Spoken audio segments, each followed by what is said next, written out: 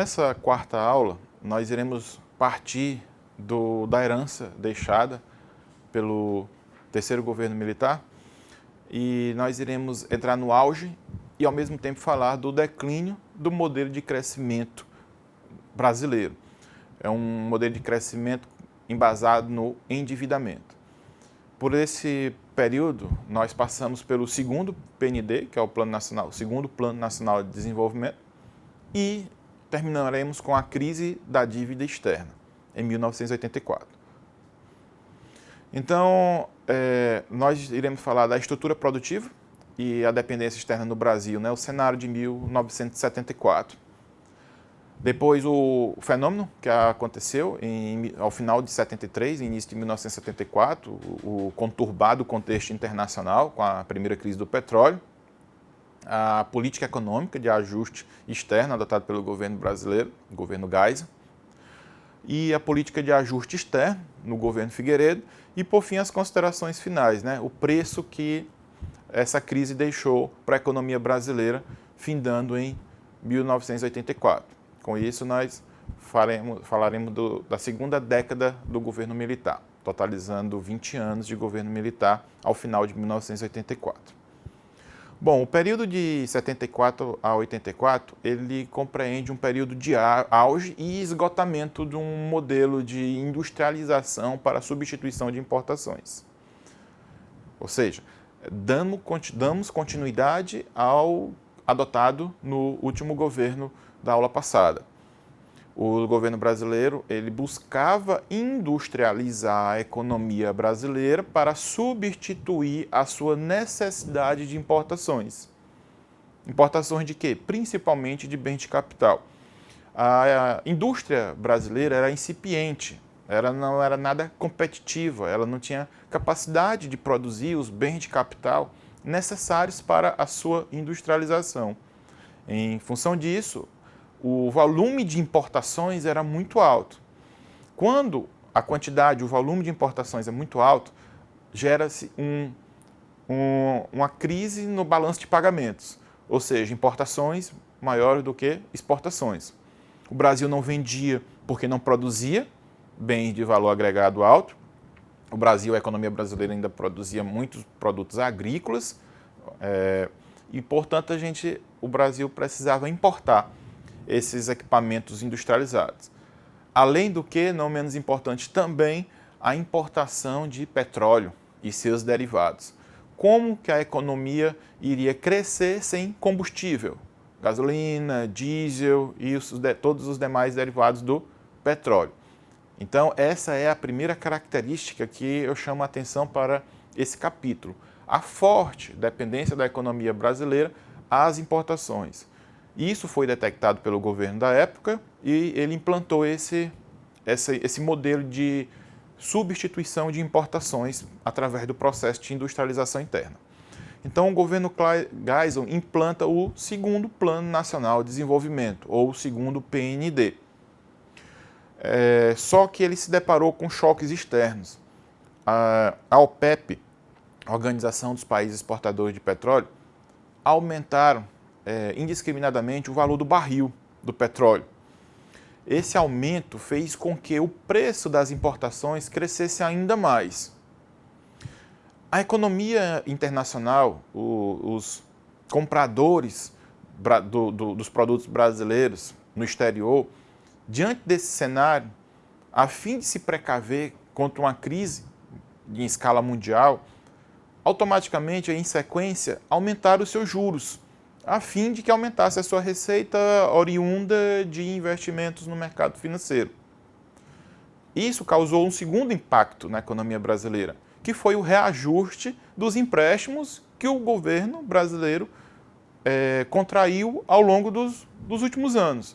Porque como o Brasil não possuía recursos suficientes, porque não tinha uma industrialização desenvolvida, e a industrialização brasileira sempre foi caracterizada pelo aumento da quantidade de papel moeda em circulação, prova disso a inflação, isso não e um dinheiro que não tinha lastro, ou seja, tinha mais dinheiro do que produtos.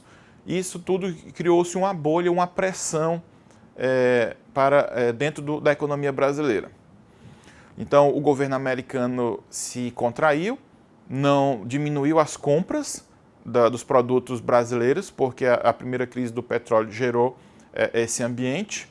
O preço dos derivados do petróleo ficaram mais caros para o Brasil, tá?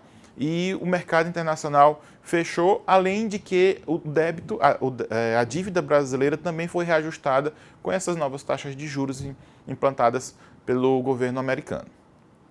Bom, os principais condicionantes desse cenário foi a estrutura produtiva do país, incipiente, a instabilidade da economia internacional em razão da primeira crise do petróleo e as distintas respostas, distintas respostas da política econômica do governo Geisel e Figueiredo, que veio em sequência, né? Em 1973 e 1979 houveram dois choques de petróleo. Houve o primeiro em 73 e o segundo em 79. Esses efeitos foram o aumento do juro da economia internacional, a compressão da capacidade de importar porque os derivados ficaram mais caros e a taxa de juro cobrada pelo parcelamento das aquisições também ficaram mais cara. E os países da OPEP, com esse aumento de receita, né, uma vez que eles aumentaram o preço do produto que eles vendiam, que era o petróleo, então eles ficaram cada vez mais ricos, eles viram os mercados, os países latino-americanos, como uma fonte de investimento, um local de investimento. Então, se estava difícil para o Brasil obter recursos no Fundo Monetário Internacional ou nos Estados Unidos, eles passaram a ter nos petrodólares, ou seja, no mercado financeiro, como uma fonte de financiar o seu segundo PND. Então, eles passaram a ter um dinheiro fictício, que é um capital volátil, que a qualquer momento pode sair, que é o dinheiro dos investidores internacionais, dos especuladores, no caso. Então, a combinação desses choques atingiu gravemente os países importadores de petróleo, né? Em especial o Brasil, o México e todos os outros países da América Latina. O resultado desse cenário internacional foi o racionamento de crédito, né? O crédito ficou mais difícil, o Brasil não conseguiu mais obter crédito com facilidade, porque a sua dívida estava cada vez maior, porque ela havia sido reajustada pelas novas taxas de juros adotadas pelo mercado internacional. E o Brasil via a necessidade de implantar um segundo Plano Nacional de Desenvolvimento e não tinha mais recursos no exterior.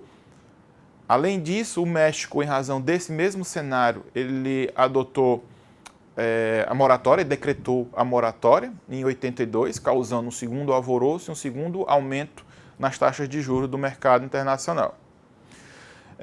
Nesse gráfico, nós observamos três situações do modelo ISLM-BP. O modelo ISLM-BP ela é uma expansão do modelo ISLM, onde nós acrescentamos dentro dele o balanço de pagamento, o BP. O balanço de pagamentos é a relação entre exportações e importações. No gráfico C, nós vemos que a interseção entre o balanço de pagamento, né, se dá acima da curva IS. Isso nos diz que há um balanço de pagamento superafitário. Essa era a situação do Brasil durante o milagre econômico. No gráfico B, nós vemos que a interseção do balanço de pagamento se dá abaixo, ou seja, o volume de importações passou muito o volume de exportações. Então, as medidas a serem adotadas pelo governo Geisel era de modo que essa interseção se deslocasse para a direita, a fim de que ela se cruzasse com a curva IS, que é o gráfico A. Observe no gráfico A que há a interseção das três curvas ISLM e BP num único ponto. É o que nós chamamos de situação de equilíbrio.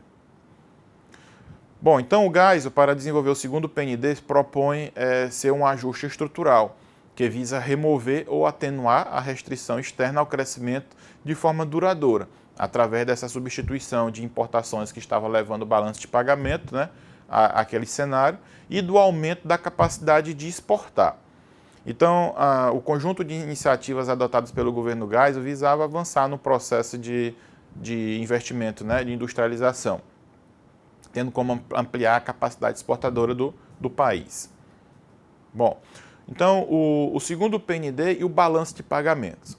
Ele causou o aprofundamento, né, do tipo de desequilíbrio gerado durante o milagre, ou seja, houve um aumento do déficit causado pelo aumento das taxas de juros, uma dificuldade de obter combustível, petróleo, havendo por fim a necessidade, inclusive no segundo PND, detectada uma vez essa necessidade, foi incluído os investimentos em combustível, para que desvinculasse essa necessidade de importação de derivados de petróleo no mercado internacional. Tá? Além disso, também na criação de bens de capital, para que o Brasil também dependesse cada vez menos da importação dessas máquinas e equipamentos. Então, o período de 79 a 84 foi o período compreendido pelo governo Figueiredo, após o governo Geisel. Ele abriga 3 fases distintas quanto ao comportamento do PIB.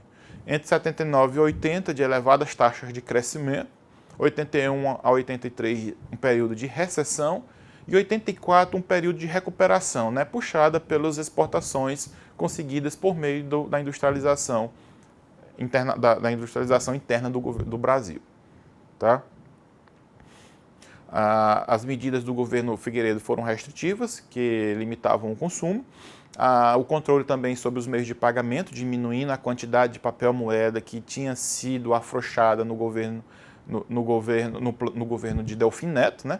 E o crédito bancário, né? O crédito bancário também ficou mais difícil, uma vez que isso estimulava a demanda e, consequentemente, a inflação. Também eram metas determinadas pelo Fundo Monetário Internacional para que o governo pudesse obter recursos, né, no mercado financeiro. Conter os investimentos das estatais, diminuindo assim os gastos públicos e as despesas com subsídios. Subsídios são recursos destinados a áreas estratégicas do governo. Isso também foi contido.